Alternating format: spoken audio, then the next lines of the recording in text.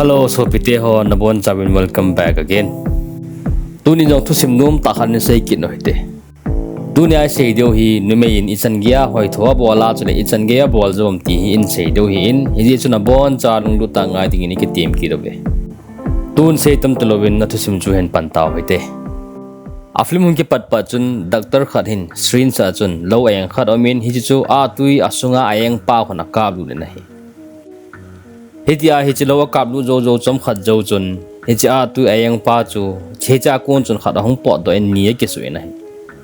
hichi zo chun asin chong ki kanin chule pasal phap khat chun tola chun hichi Elizabeth na denga chun star khat hoi ta na sim na hi Elizabeth ki tinu hi model min thang ta khat star khat a hi in chule ama yong hi a hoi ma yeng na hi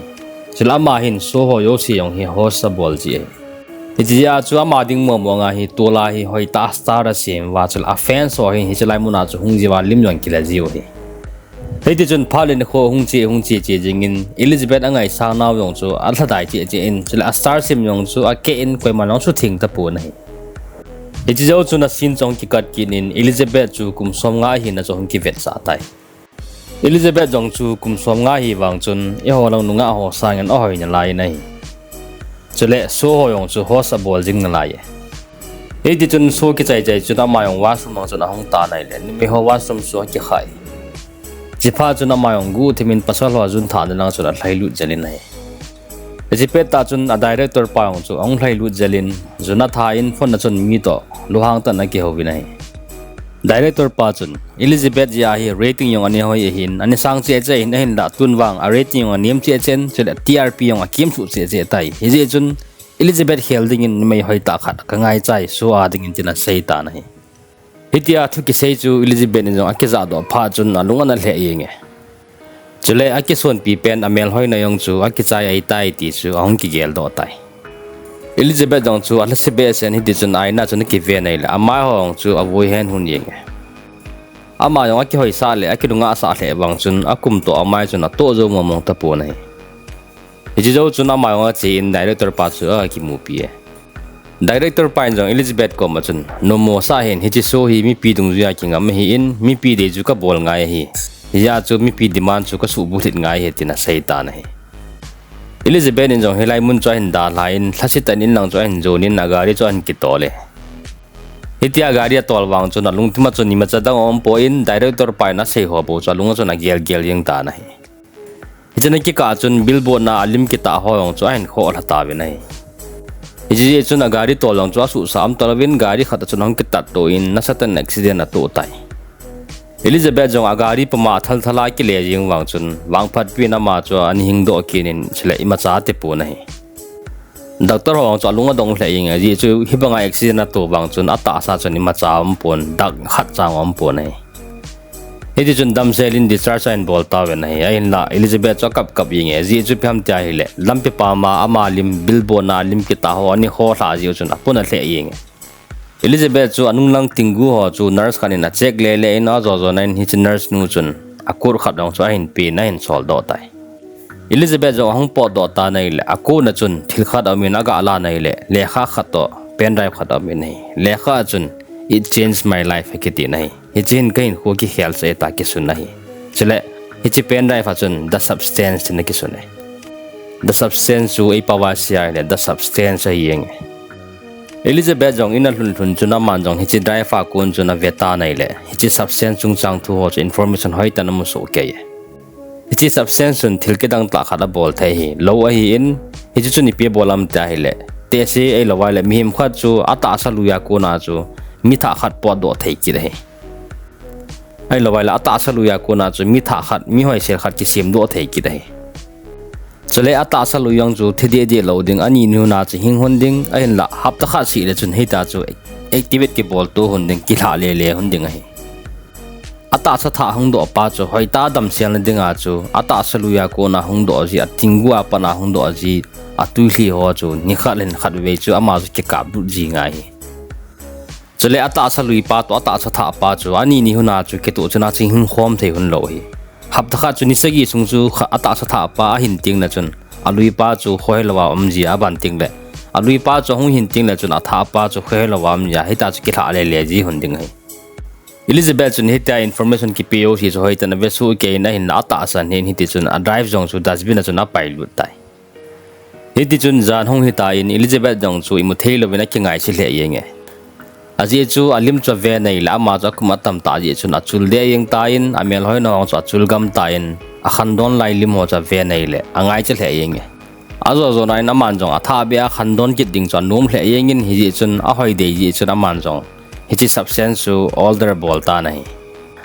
Elizabeth chuna call ta nai le khatlanga call receive ho chun imda yonga ha sei point Elizabeth ai address ong cha dong vin cha le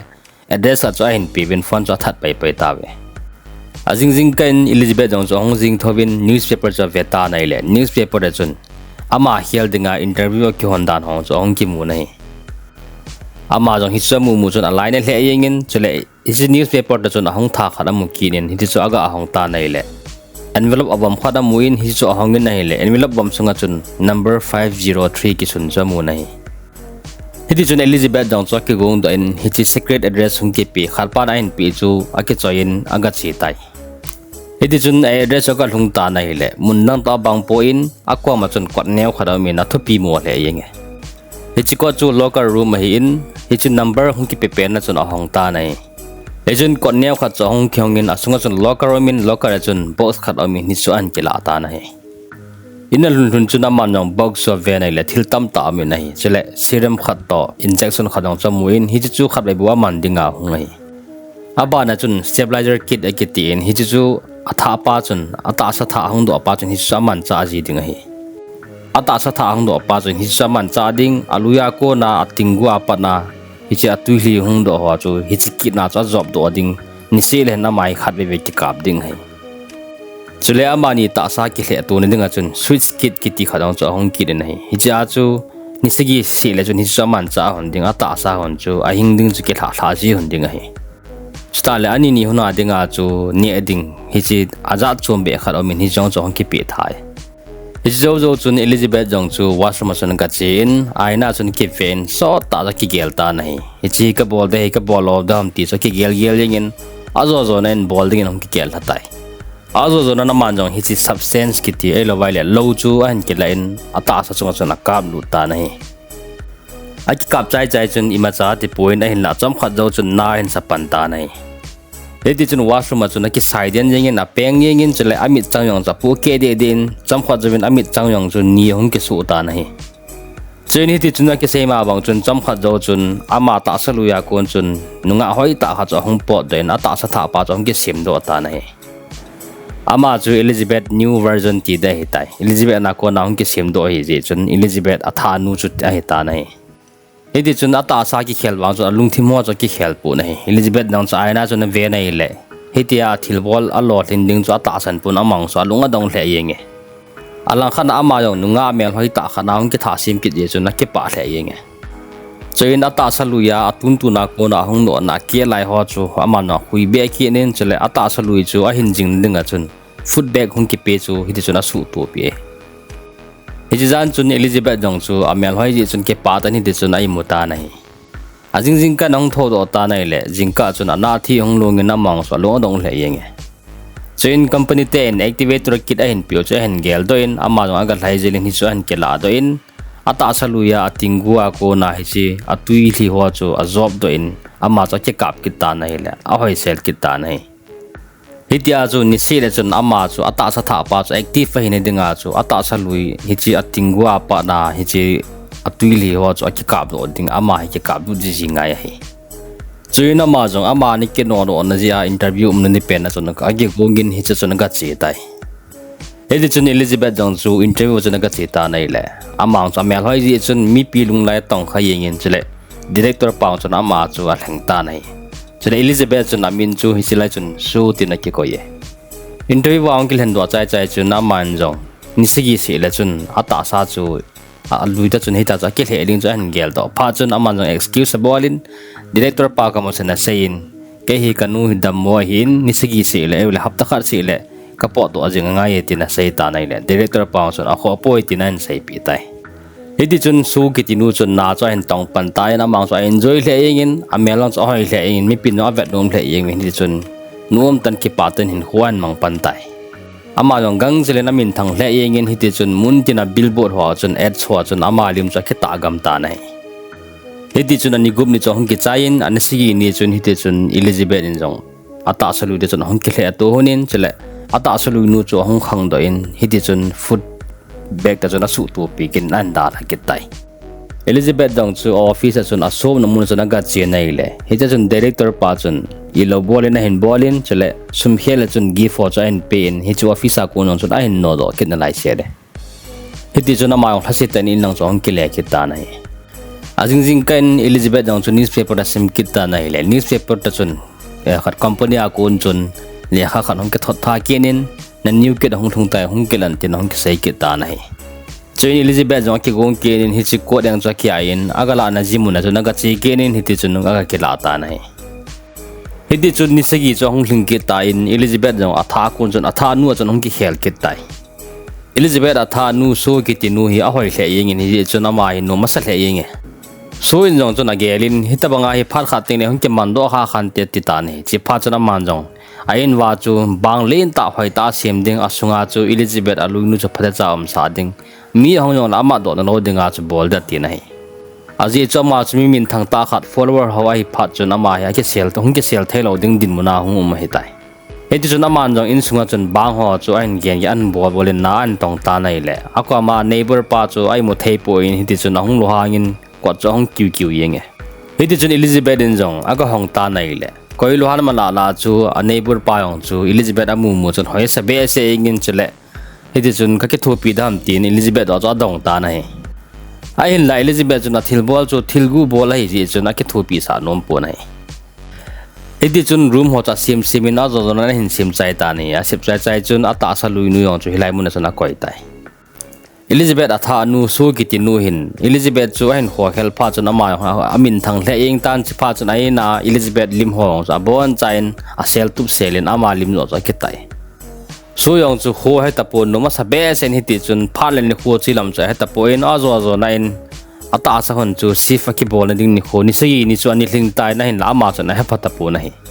chele ata sa lui nu na ni ading hi chi foot pe yong cha ne be tai in chong cha da pi pu na hi hi chun su chun nom sa tai na lo yong chu in na chunan ki pui kenin a hin la in lun chun ama yong hin a ki khel pha chu ata sa ki khel dan chu an he ta ni che pha chu na thi hung lun ni che het pha din ama jong wasum lang chuna ka thaijel kinin heti chun ata sa ki khel pi da ti nai ahin la su chu alung thim hong se in ki khel ta sang chun heti chun ni khu chaman be nu mi hi chun ata sa lui nu a fut chu job to bya ki ka be ding chu alung gel chun an ngai to in chipa chun srin sa la in ata sa lui a tingwa kun chun hi chi a ki kap ji ngai chu a job do kinin ama so ki kap kinin heti chun normal thanen om ki ta nai heti chun ni segi ni chong lung ki tain ata sa chong ki khel ken hon ta nai Elizabeth ata sa lui nu chu a khot chal chu ani se ta nai a khot chala se na chu adang ma cha hi poin a pha cha chu ata sa cha ki khel lo ya chu hita chu a khot chu hung se pa nai tai chipa chun Elizabeth in jong company ho cha phone bolin ka ki khel na ding hi sarkar khat ni kamis ta ye hi je hin ka khot chal hi a se ta ye ipi ka lo dam tina dong ta nai company te yang chun hi chaw ya lo poi na bol khil chu na bol khil he tai a chi sa hi tai tinan sei pi ta we na hi company te chun mi ni in ki khel le han jong la chun na ta sa han chu mi khana ta bang hi in khada se dan la khat se ding hi ta bang chu hi chun na ki care to hona nga ya tina sei ta nai Elizabeth jong refill kit kilena chi kin in na ki la zo chun restaurant khana chun ga to pa hi chi restaurant na chun test pu kha dong chun Elizabeth ko ma chun aza hin sei na hin ho pi na hi Elizabeth in jong tese puja ve nei le akhuna abat ba chamuin ama jong agel do kha chupiam tele hospital awam peta ama hin sa pa nurse pa chu an hi nei hicha nurse pa awul version pa chu hi tese puja an hi dan hi tai hi tese pu chun Elizabeth ko ma chun na ta sa atha nu chun nang nei ne pan tam chuna dong nei chuin Elizabeth jong cha ki cha be asin helai kun chun hong jam do pai pai Elizabeth in jong ama hi na momonga chu phate cha enjoy da te gelin hi ti chun pasal khata chun ki mo tu ding na kya honin hi ti chun ama hong ki gong ta na hi makeup ho hai ta hin bolin hong kyo isa le yengin ahin la hong po do le ama version tha nu su ki ti nu chu a poster mu chu ama hong chu alunga num ki ta poi nai hi pa chu na ma hong wa do to lovin in la chu hong ki le kinin a makeup ho so ki su se genin hi ti chun line na ten buong chu tam ta nen sang chu tam ta nen hi ti chun ai mu ta nai hei ti chun a jing ka hong hi ta in Elizabeth jong chu ata sa chu suwa chon ki khel ki de tai sila so yong chu amang performa bo na ding pha chong hi chat ta nai hei ti a so performa bo lai pe ta chun phole hello chun amala ko ni pham kha cho hong bo do ni che pha chun ama yong wa su ma chon ga thai jiren a veta nai echi abo do chu to win a lai mu a kon chola do nei le imandang hai poin jan la Elizabeth ani pen hi chi a sa cho ne hi nei so yong chu ki cha be se nong khang do ta nei le amang nei hi nei ajing kai na ta sa chan ki khel kin na ma jong hong lai jelin so bol dinga chun kino ta na hong ta nei le adul thun chun so anom ta poin mio sen thilo cha ni he tup se ta nei ama jong alung dong be se ni ti chun director pa kong sa ga chi tai director pa chun so ko ma chun hi chi na nga dang ania wa lai tai New Year Eve nangin host na bol that na sei ta nei le so yong cha ki pa le yeng hei ti chun ma jong im cha gel che la wen anom ta nei ain la he chi New Year Eve chu event na hi le Elizabeth ata sa lui pa cha ga chi te de hung ngai khai hei ti chun so yong chun chho cha gel phat la wen hi chun nom tan hin ho mangin chu Elizabeth dang chu sarkar dang chu ke le Peter lovin hiti chun Elizabeth ata sa luya kun chun a fil ho cha job doi na ma chi ka min hiti chun nom tanin ko mangwang yenge hiti chun chom kha job hin ata sa chong ki khel ta nai le Elizabeth ata sa lui paung chu ani te hu ding ta ani hoi mo tan te se to ke so yeng tai aji chu pham ta le so chun ata sa lui pa chu care to lawa a sarkar ki khel pi ta lawa hita chu chom kha jana nu na main ko mana chale hichi ata saluya ko na job do ji hoyong chu atam job do ji chun ata salui pa chu ani te momong ta nahi Elizabeth jong hi te ata sa om pha chun ama cha lo hangin ata sa tha su ki tinu cha vet da ta nahi chile ain ba nga poster si yong cha bon chana ban sa telin a vet dom hi hil ta nahi Elizabeth jong company cha kolin ka ta sa hi tila ba nga hi ki le ki thelo hi tam ti na sei ta nai le company ho chun ai wela ka sei pi te lo ham a chi sa cha ki bol thei ta poi achi sa hi tai ahin la hita az nom den normal lawang kinga thei hetina sei pi benai Elizabeth an nom kit po nei hedi chuna ta sa chong ki swiss kin hunin su a chun an ko vina ma ong ga che nei chela su chun Elizabeth ta sa kon chun thuma ding jen ata sa job do thei chun job do en hiti chun nom tan hin kho mang ta nai hedi chun phalen ho cho hong che in New Year Eve kun chong ni ta nai chipe ta chuna ma ong cho ki kap ding a fu cho bei tai ahin la ama cho ne ki het pha hi helin aina chun pasal khat chan ki pui kin nei ahin la ama cho ta sa chong ki khel ding ai le phem khat cho hong ti pha chun ama jong ki kap de angai cha chan ki het ta nahi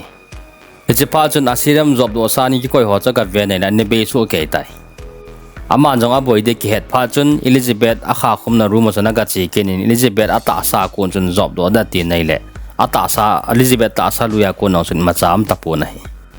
chuina manjang company wa cha kolin ada problem cha seita nai le company te chun hita chu ata sa ko nai ma cham to wa he ne ki khel pi nga ye chele aum kal chu na nga nga ye tina ne hin don bu ta ve suyong chu hong na pan tai na na thi hong chu hong long pan ta nei chi pe ta chu na ma jong paim to lovin ata sa chong an ki khel pi tai alang khan na hitia hu sa chu pasal pa ong chun room khat na chun a ja pe na la ye chuin pasal pa ong chu ipi mo ham tin washroom chun a hong ta nai le washroom chu Elizabeth aluinu chun washroom cha kha ta na ki mu sa num pu nei aji chu Elizabeth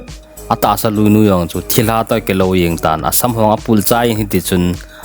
te sibet yeng ta in a chat thei ta poin hawa ha chi thei ta poi aji chu ama ta sa chu atha nu chun hoi ta ni man cha pha na cha ma hi thasam mong he tai Elizabeth in jong company ho chu fana bol kinin hi chi ka nga anom tai tin na sei ta nai le company ho ong chun hungin nang termination fluid hung ke la in tin an ko ta ve Elizabeth chu mi hem tong a ke lo ta po in ti za nom yeng tai he di chuna ma ong ke ham bol ta nong ke sim kinin nong ke tum cha ken mi ki mu sa din cha za cha ing mi bi ha cha ke pe in avon cha ke von hi di chun wu ti men ga che in termination fluid chu ga aga ki la tai ina lun chu na man jong hi activation hi chi low pen pa chu khatnu ata sa tha ru sunga chu kap lu da ti ta nei le doctor hora se chen gel do in yam ta hi chi na nga ai le nang yong hi tai nom den ding na ki khel de lo de ta na se bi chen gel do chu na ma lim ta mo mo lui ho cha ga ven anu nge hel le ing nei ai la su ata sa mu pha chu na ma cha lo hang be sen chinu ji he ti na ma nong hi chi lo chu ata sa tha chu na kap lu ta nei akap lu chun abona kap ake khat akap zo chuna ma jong hi chi ahung lung ding ni kho a chile host a bol ding ho cha an gel do ke din sta le ever cha mu de hong cha an gel do na bang cha lung se ki ni ti chun abona chun kap lovin a ke kha cha kap lu zo cha sat do pai ki de su chu su kha da ti wang chun su cha khang do mong poi ama no ta sa ki help pi de ti na hina ki help pi ma sang chun ama no activator ama tun tu na ki tu pen cha la do in atha nu da chuna su to ta nai le atha nu no cha hong khang do tai he ti chun thakha chane na ma ni chu a hing khom thei ho ne so in jong Elizabeth in ama chu tha ding ma ding ta ni go da hi chu srin samu pha chun an mut an he ro tai chi pha chu ama lo hang be sen Elizabeth vote in a wana ke delpin he ti chun aina chun aba lu ho cha ta ke e pe ni ti chun a tha do pai pai ta nai hitia lohan mana Elizabeth a tha ying chu ama jong ang ke gel do en thildi lo ta khat ka bol do tai ti chu an ke he do pai pai tai aji chu piam tai le ata sa lu Elizabeth zaw lo wa chu ama so ta hing thei te lo de he ti chun ama jong thil do ji chu an su thengin new year program dang chun ang ke gong do pai pai tai agar hun chu na ma ang ke pa le ying chula mi tam tang cha ke pa thei le ying mi hi chu ang ke gong do in a hin la ama no ata sa thil khat a boi khat om tai ti chu an ke het pai pai tai it is an anathi hong long do kirin chipa chuna ma yong washroom lang chu aga delta nai aina chuna ga ake ven akam cha ga ka ta nai la ha tu yong chu hong pul kit na lai ipidinga chu ti ham ta hele Elizabeth ata ta nu thi pha na chu ama ata sa chu hom kyu ta bang hetai hedi chuna ma ding chun lampi dang ta poin a hin be no ma hele chun activator serum cha ke kap kit ding ama ko na cha tha khat hong ping do kit de hi chu bol thei ngai hetai he ti chuna man jong gang sele nai nang cha del phein chele li fa cha chi ta nai le li fa chun ami ta nai le a khot hong chu ahung jun thapai pai ki tai ama jong ati je be sen hi ti chuna kol cha ki semen a kun cha hen li fa am pa ong cha ve pon hi koi ma zo ki mu sa nom po nai ama jong hi ti chun i ma cha lo pang nong ki het mo san gang sele hong thlai do zelin hi ti chun ai nang chan del zelin activation serum cha ki kap ta nai aki kap zo zo chun Elizabeth na bang chu da min hong so ong ki he khan ki tai ni ti chun ata sa kon chun atha khat pe ning na hom tai ong pe ning chu koi madang he point Elizabeth ta ma chong ki gom ding am ta nai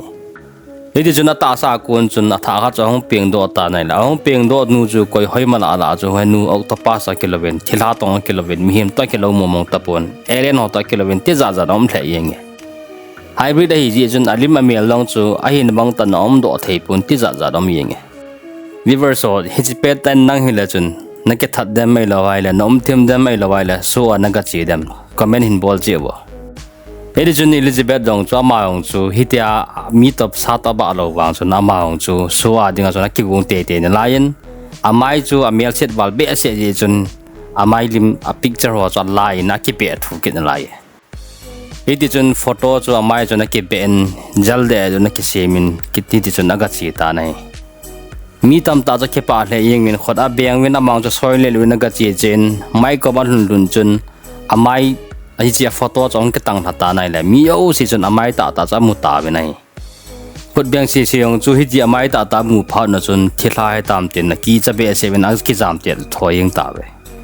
ala pasal kha dang chun thila tam tin ti je be sen baseball bat chon ke chain Elizabeth chu amai ta chan je pi ta nai la thi cha zal yeng ati san dang chu hi chi stadium hi chi hol chunga chuna ke the pal yeng en amang chu to la chuna hlutai azo zo na namang chu atal zel la pu ke yeng en chala apis kha chu atoi toyin hi star ke sem na Elizabeth star ni ke sem na mo na chun au mi nai chun hi star a kon chun chunglang cha ve en chale Elizabeth amai ta taung hi la chun hong ke langin hi chun ke pa tan hi lai mo na chun thiden pai pai in chale hi chong chu athisanin ajun la pai pai ta nai hi chun na jing ka in hi chalai thisan ho chu hi chi bol su thengwa chun hong su theng wen hi chun a film long chu hong ke chai pai pai ta nai hello viewers ho abon cha anen bejun ke pa thu kain sein aban video ki mu kit ka devin na bon cha bin dam sel che ta